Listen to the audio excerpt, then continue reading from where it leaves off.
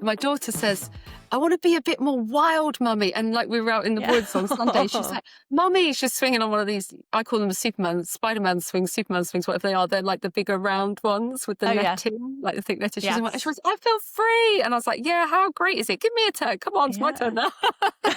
Exactly. Swing on that swing. I would like to feel free too. Yeah, and it is that feeling that you can wear what you like, you can plan your diary how you want. And I'm not saying that there aren't times when I've hustled and I still sometimes go, yes, I want to do all these things. And it does mean that week's going to be a bit crazy and I might be a bit like, oh, and it is a bit of trial and error, isn't it? But you can work out what you can do. And, you know, like I'm really aware of the seasons and I will book less in my diary in winter than in summer. You know, you kind of can learn your patterns. I think as women, that's really powerful to know your cycles of energy.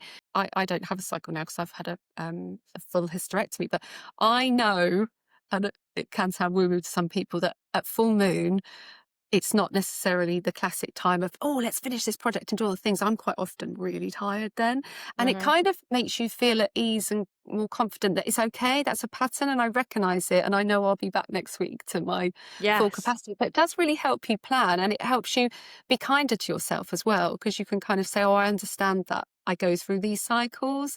And trusting. It's crazy. I feel like I was put on the pill really early on and I only came off it at 30 and then at 35 I was having all my children. There's two of them, all my children. So I have had kind of 5 years there and the breastfeeding, and obviously you don't get a cycle back for a while. And so I really feel like for the first time in my 40s I'm starting to understand that, which is crazy because it's either been sort of medicalized and just completely controlled in that sense, or it's been kind of haywire because of just being in your maternity phase. And actually to just start to notice it in your 40s. And of course, inevitably, a couple of years down the line, it's going to start changing again and I'll be into menopause. But it's so interesting. And it makes me really focus. I know you've got a daughter.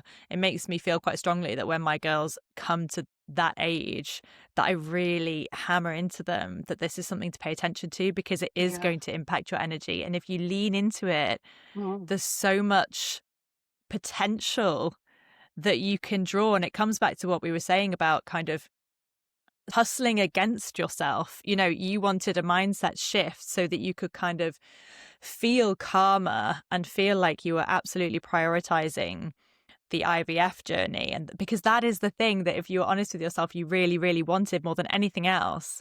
Yet the system that you had been conditioned by did not really work in sync with that. And that's still ingrained. Even when you start running your first business, you're still like, no, I need it to get going. I need it to make a profit. I need it to be outwardly presenting as successful. Otherwise, and you kind of like, otherwise what? And the what is just like, well, it's not thinkable because that's just what you do. You don't have to overanalyze it. It's like, no, I need that.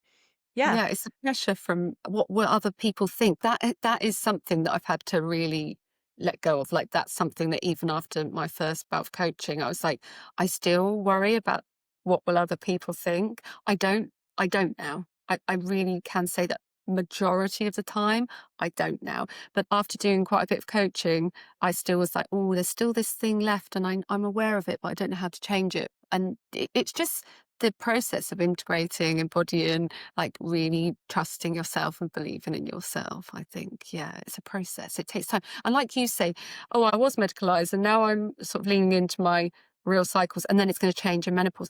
That's life. And that's what we have to get really used to, which can feel quite uncomfortable, is that women change and our lives change and men's do too, right? But, you know, predominantly we like to be the primary caregiver. So our lives dramatically change at that time, which is so hard because all the things we've talked about then happen when you become a mum, right? Like you've got less control, less agency, less freedom, less flexibility. Like life happens to you instead of you being in control of it. And that's really confronting.